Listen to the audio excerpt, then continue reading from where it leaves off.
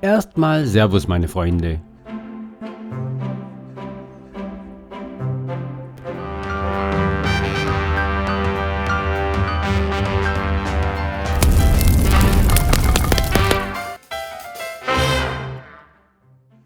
Willkommen zur Nobbyskochstunde und wir machen heute einen Käsekuchen, einen traditionellen Käsekuchen, aber für eine kleine Kaffeerunde. Und somit mischen wir erstmal das Mehl mit dem Backpulver und rühren Butter in der Rührschüssel kräftig durch. Denn wie immer bereiten wir erstmal den Boden für den Käsekuchen vor. Und wenn nun die Butter kräftig aufgeschlagen wurde, geben wir Zucker und Bourbon Vanillezucker hinzu. Gut, nachdem wir dann das gut aufgeschlagen und durchgemengt haben, geben wir ein Ei hinzu und schlagen das Ganze wieder weiter kräftig durch.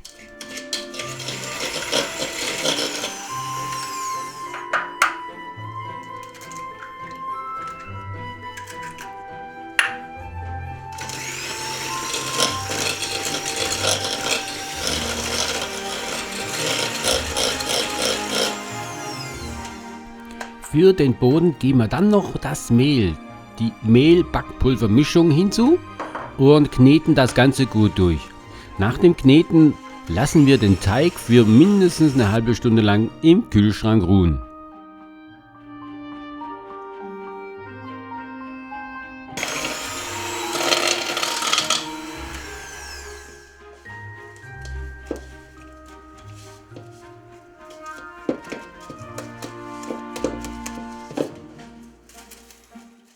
Die Zeit können wir natürlich nutzen, um Vorbereitungen für die Füllung zu treffen. Zum Beispiel aber auch die Backform mit Backpapier auszustatten. Auch den Rand kleiden wir mit Backpapier aus. Das heißt, wir geben dann noch ein bisschen Butter drauf, damit das Backpapier dort ein bisschen besser hebt.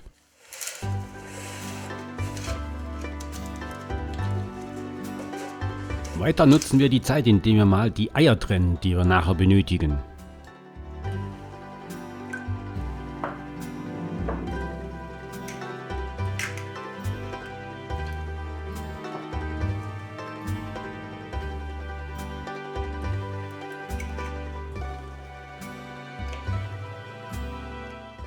Den Zucker für die Füllung können wir derweil auch schon mit dem Bourbon Vanillezucker mischen. Klassisch gesehen brauchen wir natürlich auch eine Zitrone, aber da wir ja nur einen kleinen Käsekuchen machen, brauchen wir da nur eine halbe Zitrone. Und von der auch nur den Saft.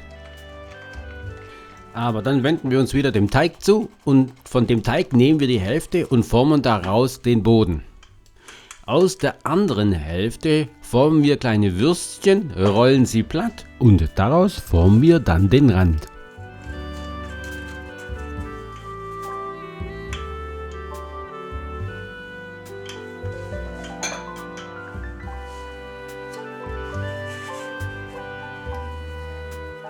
Dann stellen wir die Springform beiseite und kümmern uns um die Füllung. Und für die Füllung geben wir Butter in eine Schüssel und schlagen sie wieder kräftig auf.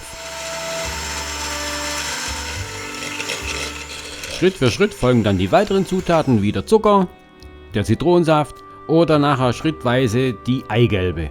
Und jedes Mal mixen wir das Ganze für ca. 30 Sekunden mindestens durch. Vor allem die Eigelbe, die 3 Stück, die geben wir Stück für Stück hinzu, nicht alle auf einmal. Wäre natürlich super, wenn alle Eigelbe ganz geblieben wären.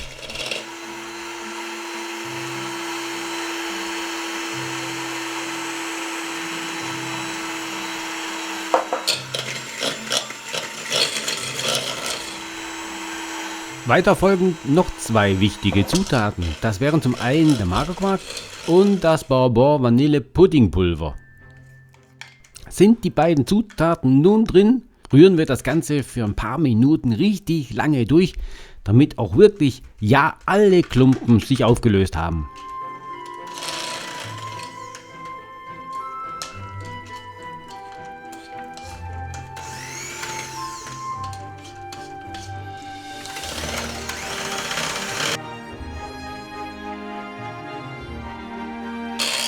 Aber es fehlt noch was Wichtiges und das ist der Eischnee. Und damit der Eischnee so richtig gut gelingt, geben wir in den Eischnee noch Puderzucker hinzu. Natürlich haben wir die Zuckermenge von vorher natürlich um die Puderzuckermenge reduziert. Wir wollen es ja nicht zu süß haben. Wenn nun der Eischnee richtig schön fest ist, geben wir ihn in die Schüssel rein und heben ihn vorsichtig unter. Apropos fest, durch den Puderzucker wird der Eischnee richtig fein. Ich finde, viel feiner wie ohne Puderzucker.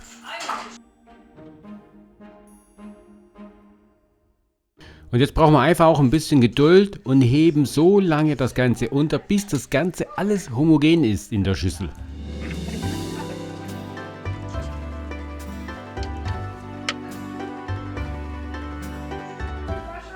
Jetzt ist die Springform bereit, in den Ofen zu kommen. Und natürlich haben wir den vorher vorgeheizt auf 180 Grad Ober- und Unterhitze. Und in dem Ofen bleibt der Kuchen jetzt für 50 Minuten. Das ist natürlich kürzer wie bei einem großen Kuchen. Aber das ist ja ganz normal. Und wie beim großen Kuchen schalten wir nach 50 Minuten den Ofen aus und öffnen die Tür für einen Spalt weit. Circa für 30 Minuten. Erst danach holen wir dann den Käsekuchen aus dem Ofen komplett raus. Das Beste wäre einfach, dass man den Kuchen aber dann einfach mal für eine Stunde stehen lässt, bevor wir dann den Rand entfernen. Aber ich nehme den Kuchen mit zu meinem Vater und erst dort wird er angeschnitten. Leider konnte ich das jetzt nicht filmen, aber ihr seht die Bilder dazu. Gut, ihr wisst, wir sind am Ende angekommen. Ich hoffe, es hat euch gefallen und ich hoffe, ihr seid beim nächsten Mal wieder dabei. Also, ich sage tschüss, bis zum nächsten Mal und bleibt gesund.